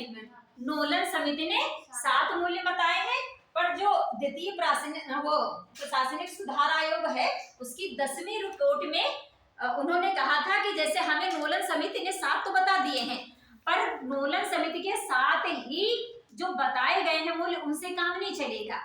तो उन्होंने अपने कुछ और मूल्य जोड़े। तो इन्होंने तो द्वितीय प्रशासनिक सुधार, तो जो 10वीं रिपोर्ट बनी है, 10वीं रिपोर्ट में उन्होंने कुछ जोड़े हैं, उसमें समानुभूति भी है। हाँ, समानुभूति समझाया था ना कि अपने अपने अपने ऊपर डाल के उस चीज को सोचना कि अगर हमारे साथ ये घटना घटित हुई होती तो हम कैसा महसूस करते हैं। सहानुभूति, समानुभूति, परानुभूति। तो सहानुभूति मध्यम वाला हो गया, वही मध्यम मार्ग कि ज्यादातर लोग सहानुभूति ही जताते हैं, पर समानुभूति से काम आपको इसलिए लेने के लिए कह रहा है, तो इसमें 10वीं रिपोर्ट में डाला गया है, सेकेंड ARC की 10वीं रिपोर्ट में दिया गया कि नोलन समिति ने जो 7 बताए हैं उतने से काम नहीं चलता है, हमें समानुभूति। क्योंकि अगर एक IAS ऑफिसर, PCS ऑफिसर वहां बैठ के नहीं सोचता है कि जो हमारे सामने व्यक्ति जो ये समस्या है अगर ये मेरे साथ घटित हुई होती तो कैसा होता, तो इसीलिए कहा कि समानुभूति का भी गुण उसके अंदर होना चाहिए और करुणा भी होनी चाहिए। नोलन समिति करुणा की बात नहीं करता है, वो समानुभूति की बात नहीं करता है। तो नोलन समिति के अलावा भी जो सेकेंड ARC की 10वीं रिपोर्ट में दिए गए हैं वो PDF में डाल दिया है बेटा, या हम यही आप लोगों को दे देंगे, बारी बारी से ले लेना, अभी जब क्लास हो जाएंगे तो हम आपको दे देंगे। तो ये हो गए मूल्य, सिविल सेवा तथा कहाँ गया, लोक प्रशासन आपका क्लियर हुआ। फिर है सिविल सेवा तथा नैतिक, सिविल सेवा तथा नैतिक शास्त्र।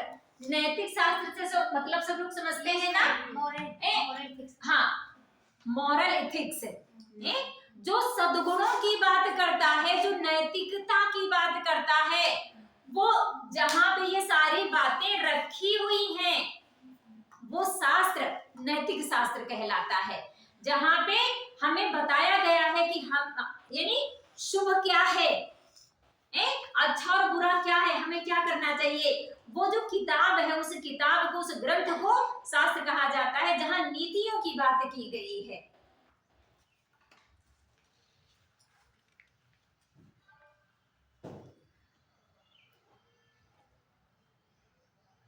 आपके यहाँ के जो पहले थे सबसे प्रथम सिविल सेवक पता है आपको कौन थे?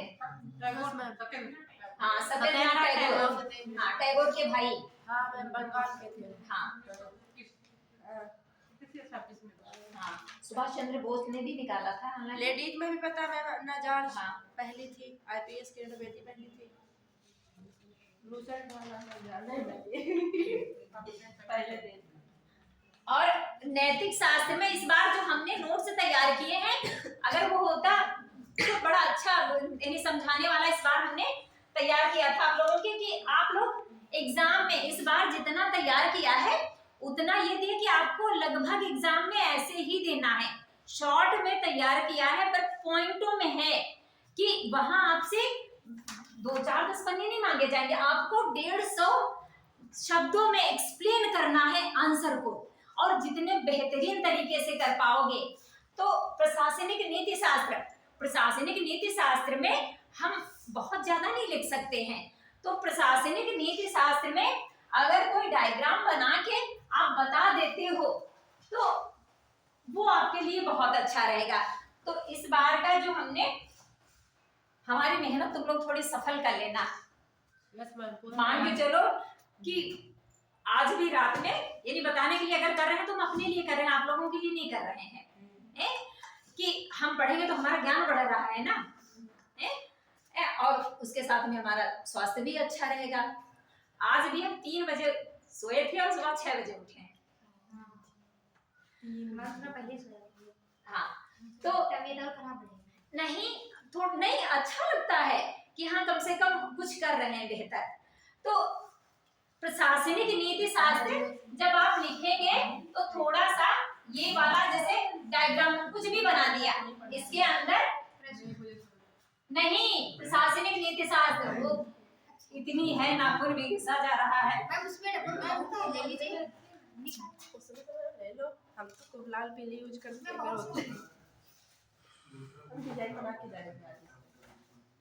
देखो ये आपने बना दिया प्रशासनिक नीति शास्त्र,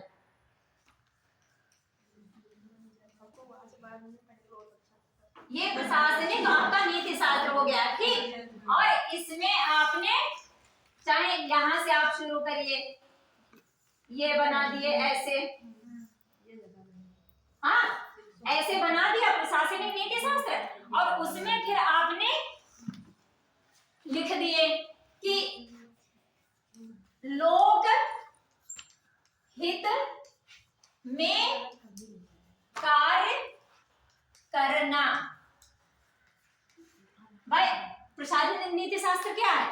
लोक हित में कार्य, ऐसे ही यानी शॉर्ट में कि आपको 150 शब्दों में अपनी बात भी कह देनी है और व्यवस्थित तरीके से, ज्यादा से ज्यादा समझा, व्यवस्थित तरीके से कहनी है।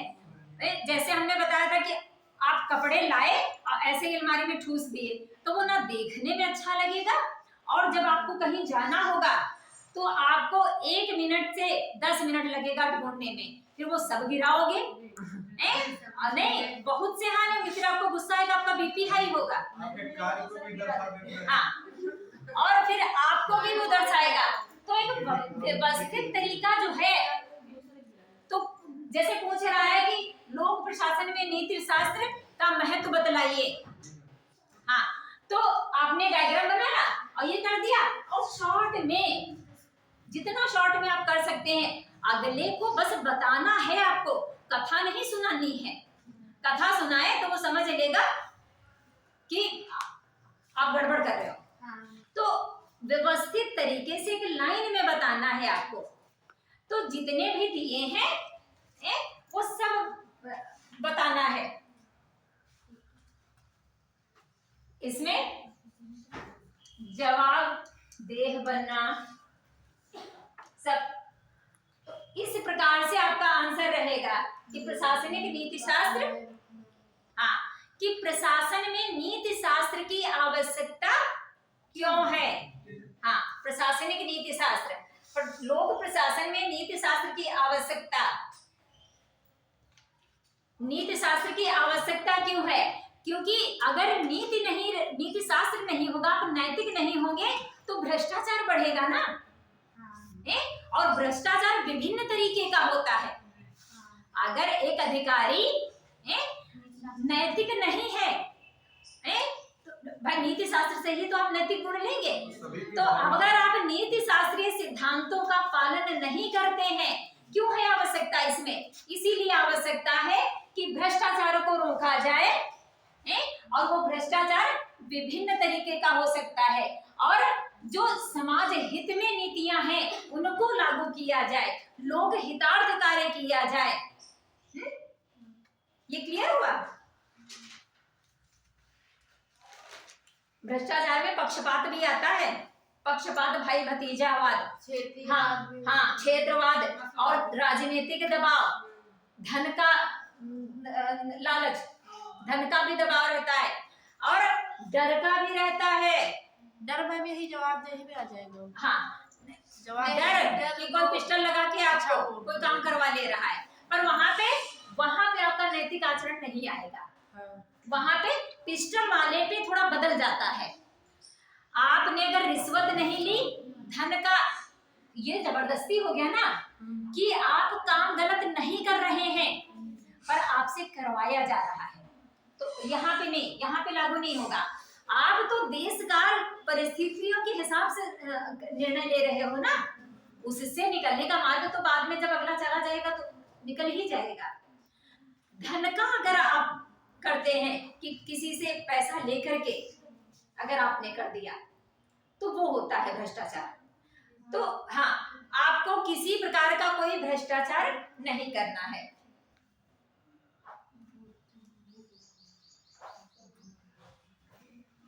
क्या हुआ?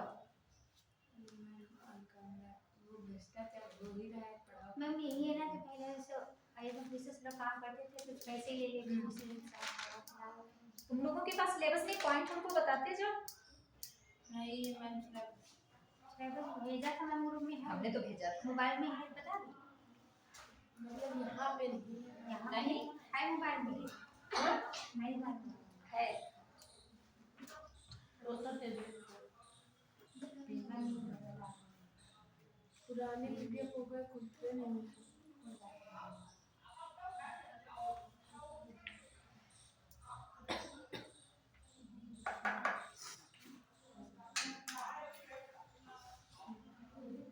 है हमारे पास। सिविल सेवा में वही है। फिर है स्थिति तथा समस्याएं। मैम अनिल केस स्टडी कुछ पूछना है क्या? पूछना हाँ, केस स्टडी। हाँ, इसीलिए तो उसको जल्दी जल्दी खत्म कर रहे हैं कि केस स्टडी भी समझानी है। स्थिति तथा समस्याएं।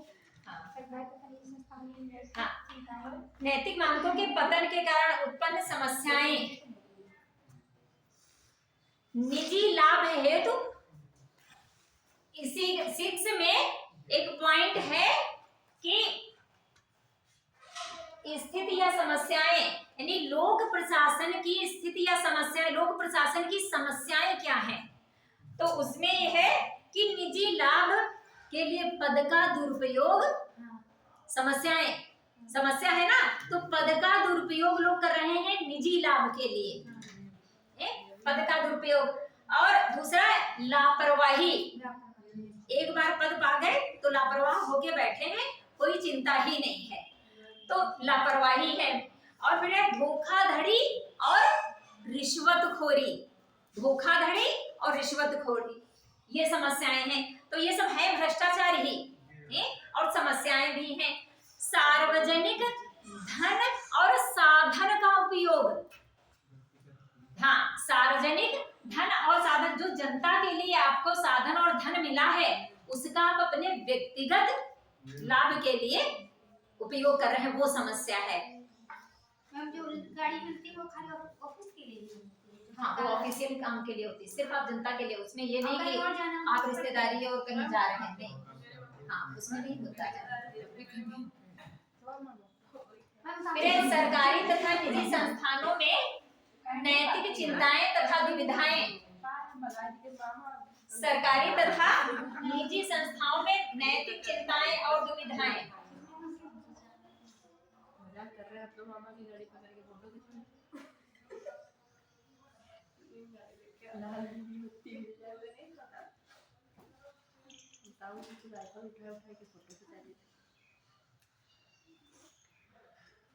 नैतिक चिंताएं और दुविधाएं, दुविधाएं हैं जब आपके पास, आप ऐसी स्थिति में खड़े हो, ऐसी स्थिति में हो कि आप निर्णय नहीं ले पा रहे हैं कि क्या करना चाहिए और क्या नहीं करना चाहिए। दुविधा उसी को कहते हैं कि आप किम कर्तव्य विमोह से खड़े हो जाओ, आपके सामने 4 रास्ते हैं और आप बीचों बीच मार्ग में खड़े हैं, आपको समझ ही नहीं आ रहा है कि हम किधर जाएं तो हमको मंजिल जल्दी मिल जाए।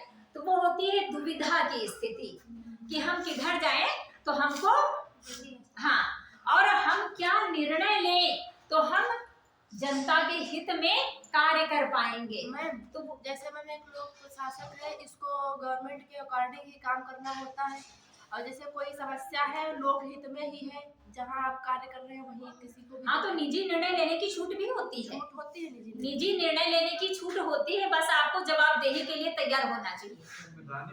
हाँ, आपको यानी रिपोर्ट बना के अपने अधिकारी को देना होगा। आपने मैम बताया था कि जो चीजें बनी अंडर में रह के ही काम करना होगा, फिर तो अलग हो जाएगा आपका निजी, वो निजी हो जाएगा जब आप व्यक्तिगत, आप अगर कोई कार्य व्यक्तिगत करते हैं तब आप वो निर्णय नहीं ले सकते। अगर आपने लोक हित में निर्णय लिया है और वो नियमावली से हट के है तो वो मान्य हो जाएगा, कोई दिक्कत नहीं है। मतलब किसी पर्सन, मतलब कोई जैसे कि कोई आया है, एक ही मतलब पर्सन के लिए निर्णय लेना है ना कि सब ले सकते हैं।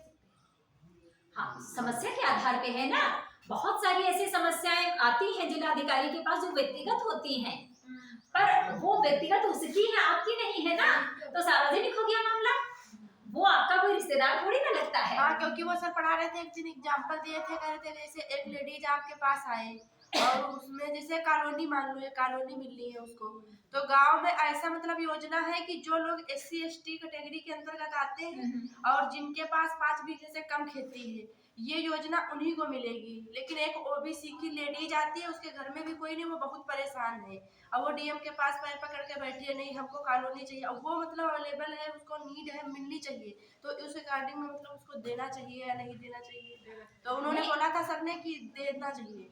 हाँ, नहीं, वो अगर है तो वो यानी वहां तक उसको पहुंचाया अगर गया है तो वो गलत पहुंचाया गया, वो भ्रष्टाचार से पहुंची वहां तक, वरना ये कार्य प्रधान का है। हाँ प्रधान करते ही नहीं। ये कार्य उनका है कि अगर नीति है, अगर नीति है और आपको उसको पद दिया गया है, हाँ तो भाई जिलाधिकारी उसको तो पूरा देखना, जिला देखना है ना। हाँ। आपको जब एक ग्राम सभा दी गई है, आपको क्षेत्र विशेष का अधिकारी बनाया गया है, तो आप अपने क्षेत्र की भाई सारी व्यवस्थाएं देखिए ना।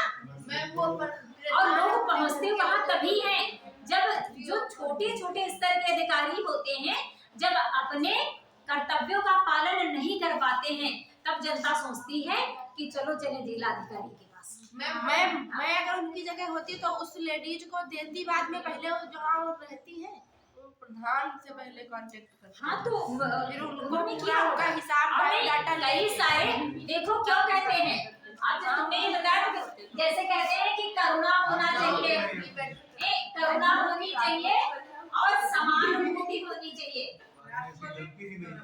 समानुभूति अगर करुणा होगी तो आप किसी चीज के पात्र अगर रह यानी होते होते रह जा रहे हैं पॉइंट में, तो अगर आपके अंदर करुणा है और समानुभूति है और आपको लगता है कि अगला नीडी है उसको मिलना चाहिए, पर आप सरकारी नियमों से बंधे हैं, उसके लिए नहीं कर पा रहे हैं, तो अगर आपके अंदर ये दो चीजें हैं तो आप जिले के अधिकारी हैं, आप बहुत से विभागों को आग्रह कर सकते हैं, आदेश दे सकते हैं और अगले को बता सकते हैं कि आप फला विभाग चले जाइए, वहां से आपकी ये आवश्यकता पूर्ण हो जाएगी। हम ये आवश्यकता नहीं पूरी कर सकते हैं क्योंकि हमारे यहाँ जो योजना है उसके लिए ये मानक की आवश्यकता है जो नीडी बता रहे। अगर कोई व्यक्ति नीडी है और वो मानक नहीं पूरा कर पा रहा है, अगर वो मानक नहीं पूरा कर पा रहा है और वास्तव में उसको आवश्यकता है,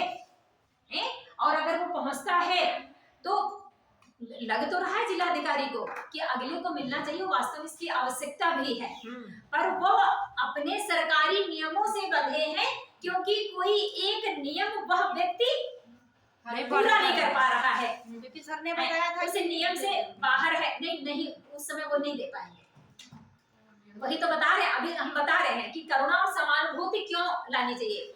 हाँ तो वो हो सकता है कोई और टॉपिक बताए हो, क्योंकि उन्होंने जब बताया तो मान के चलो वो भी सही होगा। हम ये बता रहे हैं कि अगर कोई मानक आप पूरा नहीं कर पा रहे हैं और आप अगले को लगता है कि आपकी आवश्यकता है और आवश्यकता पूरी होनी चाहिए, अगर आवश्यकता नहीं पूरी होगी तो आपको दिक्कत खड़ी हो जाएगी वास्तव में। तो जो जिलाधिकारी होता है उसको बहुत सी अथॉरिटी होती है और जानकारी भी होती है, सिर्फ पावर ही नहीं होती है, उनके पास ज्ञान का भंडार भी होता है। तो जो व्यक्ति आया है उसको तो नहीं पता है कि हम किस मार्ग से जाएं तो हमको ये चीज मिल जाएगी, उनको तो ये पता है कि एक जिले की सीट पे अधिकारी साहब बैठे हैं, उनके पास जाओगे तो समस्त समस्याओं का हल है। पर जब वह योजना जो आई है, जो उनके पास योजना है, उसका एक मानक अगला पूरा नहीं कर पा रहा, तो वो योजना उनके लिए उनको नहीं दे पा रहे हैं। पर हाँ कोई अगला विभाग है जो वो मानक ना भी हो तब भी उनकी पूर्ति करती है, तो वह बता सकते हैं कि देखो हम ये नहीं कर पा रहे हैं, पर समाज कल्याण विभाग चले जाओ, वहां पे फ्री में शादियां होती हैं, हम ये नहीं कर पा रहे हैं, हमारे यहाँ नहीं है, हम व्यक्तिगत तौर पे नहीं करवा सकते हैं या सार्वजनिक तौर पे भी ऐसा नहीं करवा, पर हाँ समाज कल्याण विभाग है, वहां तुम चले जाओ, वहां पे सार्वजनिक शादियां कराई जाती हैं, गवर्नमेंट की ही तरफ से है। तो वो अगर उसमें करुणा और समानुभूति है, दूसरे की आवश्यकता, व्यवस्था, मजबूरी सब समझ रहा है, तो वो मार्ग बता देंगे कि आप ऐसे ऐसे जाके ये कर लो तो आपको चीज प्राप्त हो जाएगी। पर हाँ अगला दे नहीं पाएगा क्योंकि वो विवश है। हाँ अगर कोई वैसी स्थिति हो, तत्कालिक निर्णय के लेने की स्थिति कि कहीं पे हत्या हो गई हो, कहीं बाढ़ आ गई हो, कहीं आग लग गई हो, उस समय उनको सारी छूटें हैं, बस ये है कि जवाब दे देनी होगी। हाँ कि आपको धन दिया गया था, एक मानक बना दिया गया था कि आपको फला जगह 100 रुपए खर्च करने हैं, पर आपने खर्च कर दिए 200 रुपए, जब बना के आप दोगे तो आप दोगे कि तत्कालिक परिस्थितियां, देश काल परिस्थिति के हिसाब से मैंने ये निर्णय लिया, और अगर मैं ये निर्णय लेता तो इससे कितनी क्षति होती, कितनी नुकसान होते, इससे कितनी हानियां होती है, तो वो मान्य हो जाता है। तत्कालिक निर्णय यानी मान्य हो जाएंगे, बाकी दीर्घकालिक जो बन के आए हैं वो नहीं, उसमें आप मार्गदर्शन करो।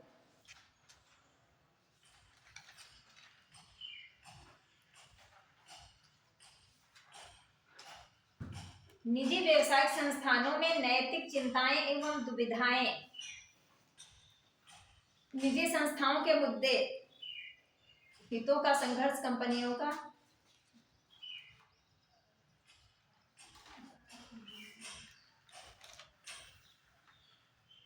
तुम लोग देखो तो कुछ पूछो।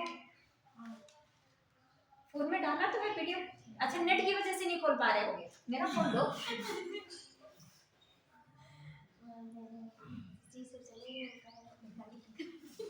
नहीं हम खोले हॉटस्पॉट,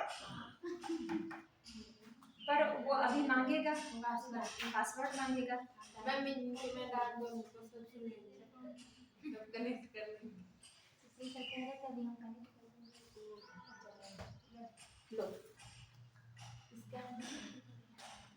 मैं वीडियो में वाईफाई करना मैं तो जोड़ लो, हमें कोई दिक्कत नहीं, हमारा हॉटस्पॉट ऑन करके जोड़ लो। अगर बंद हो जाए तो 15-15 से ओपन कर लेना, हालांकि बंद नहीं होगा 15-20 मिनट।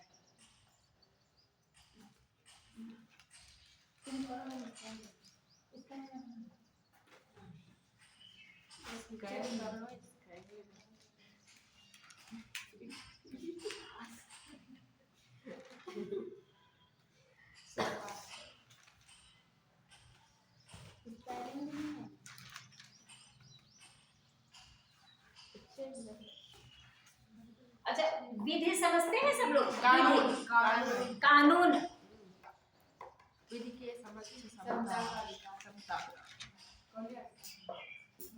हाँ ओपन कर लो, देखो इसमें दो चीजें नहीं समझ में आ रही। 14, 18,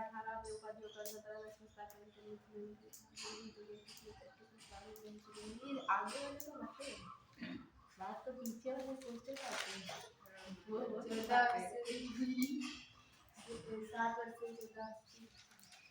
14 से एक है नियम, विनिमय और अंतरात्मा। अंतरात्मा समझते हैं? Yes ma'am. अंतरात्मा मतलब अंतःकरण, अंतःकरण की आवाज, अंतःकरण की, इसमें ये भी पॉइंट में कि अंतःकरण की आवाज यानी सुननी चाहिए अपने अंतर आत्मा की, मगर अंतर आत्मा सकारात्मक और नकारात्मक दोनों निर्णय देती है। सकारात्मक और नकारात्मक वो आपके संस्कारों पे निर्भर करता है कि आप कैसी परवरिश पाए हैं। भाई अब एक चोर का बेटा, एक डाकू का बेटा, उसके तो निगेटिव होंगे, उसकी अंतरात्मा तो वही कहेगी कि जाओ चोरी कर लो। पर जो सद्गुणी व्यक्ति है या सामान्य व्यक्ति है, अंतरात्मा उसी को रोकेगी। मगर जो जिसका जन्म ही उसी परिवेश में हुआ है, जिसको सद्गुण पता ही नहीं कि क्या होता है, तो उसके लिए अंतरात्मा की आवाज नहीं मायने रखती है। समाज वातावरण का प्रभाव पड़ता है। हाँ एक लेवल था, इसमें ज्यादातर जो मेन था कि फर्स्ट यूनिट का ही सब मान के चलिए, थोड़ा थोड़ा है इसमें, सबकी परिभाषा है। अंतःकरण, आत्मा, विवेक का संकट, जवाबदेही और शासन। शासन सुशासन समझते हैं?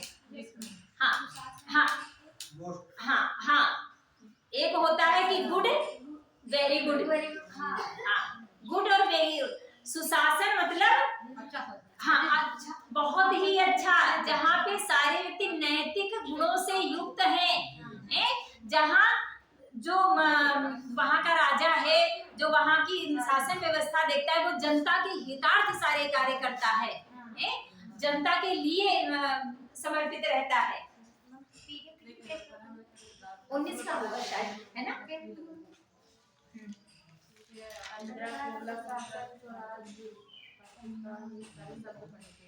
बस यही मान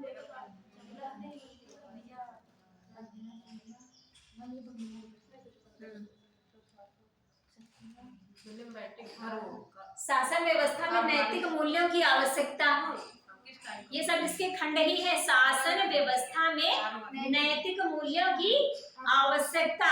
तो शासन व्यवस्था में जब नैतिक मूल्य होंगे, जब हम नीति परक कार्य करेंगे तो सामाजिक व्यवस्थाएं अच्छी चलेंगी ना।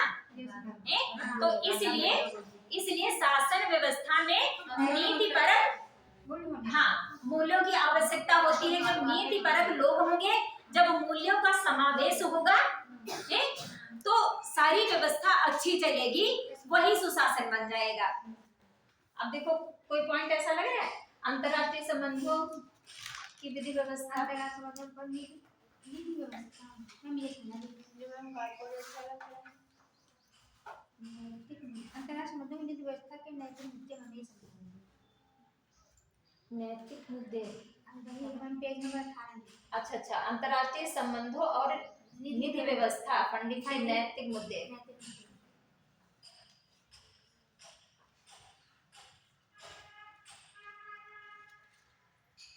अंतरराष्ट्रीय ये होता है कि अंतरराष्ट्रीय संबंध, अंतरराष्ट्रीय संबंध अच्छे क्यों बनाए जाते हैं कि एक दूसरे को जब कोई आवश्यकता किसी भी देश को पड़े, तो जैसे कुछ संस्थाएं होती हैं, अंतरराष्ट्रीय संस्थाएं जो होती हैं, हाँ, वही पंडित वो उसमें जो व्यापार वगैरह करते, बिजनेस करते हैं, हाँ, मतलब सर हम लोगों को पढ़ाएंगे अंतरराष्ट्रीय संबंधों के बारे में, तो उसमें तो सब मैं बता रही थी कि व्यापार से रिलेटेड संबंध अच्छे होने चाहिए। नहीं, तो व्यापार वाला जो होता है, सामाजिक वाला WTO होता है ना,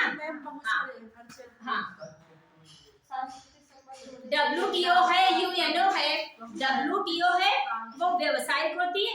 अच्छा, ये होता है उसमें कि उसकी व्यवस्था होती है, सबके अपने अपने उसमें दिए रहते हैं, किसी एक देश का नहीं होता है कि हम जाएं और कुछ भी उसमें से कर लें, सबकी आपसी सहमति से ही कोई कार्य निष्पादित होता है उससे।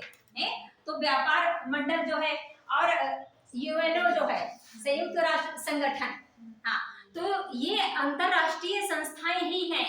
तो ये कोई भी निर्णय बहुमत से लेती हैं, यानी 60% सहमति आवश्यक होती है। कोई भी जो संगठन है उसमें 60% जो सहमति है वो आवश्यक है, और वो समस्त विश्व कल्याण को ध्यान में रख करके ली जाती है, किसी एक देश का नहीं कि हाँ भारत का भला हो रहा है तो ये निर्णय, समस्त का जो भला होगा वही निर्णय लिया जाएगा।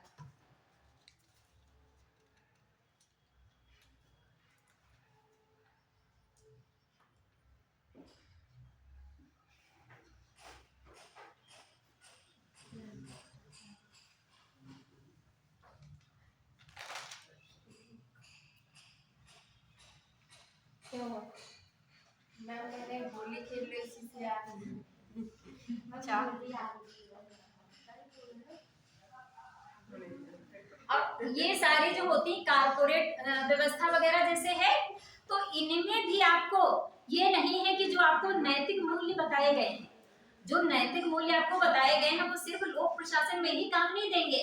जो आपकी कारपोरेट व्यवस्था है उसमें भी आपको नैतिक मूल्यों की आवश्यकता पड़ेगी, क्योंकि अगर उसमें नैतिक गुण नहीं होंगे, आपके अंदर गोपनीयता नहीं होगी। अरे एक सामान्य सी चीज, एक रेस्टोरेंट रख लो, इसको समझा, यही तो तुम कह रहे थे समझाने के लिए, एक रेस्टोरेंट ही रख लो। अब वहां की कोई स्पेशल रेसिपी है, वो बड़ी बिकती है, हाँ बहुत बिकती है, तो वहां के जो बनाने वाले कारीगर हैं, बस 5 मिनट, बनाने वाले जो कारीगर हैं, जो जिनको रेसिपी पता है कि कैसे बनती है, बाकी सबको नहीं पता पर वो जानना हर कोई चाह रहा है, तो गोपनीयता अगर नहीं होगी तो वो रेसिपी शेयर हो जाएगी, फिर वो पूरे सीतापुर में बटेगी, सब कहीं बनेगी। तो गोपनीयता होनी चाहिए, विश्वसनीयता होनी चाहिए। हाँ, अगर ये सब गुण कॉर्पोरेट ऑफिस विभाग में भी नहीं है तो भी बहुत दिक्कत हो जाएगी। मैम कोई जैसे कि डॉक्यूमेंट्स वगैरह हैं उसके बारे में, तो इसमें अगर कुछ ना समझ में आए तो फिर हमको बताना, ठीक। अभी के लिए अब आपका 6 वाला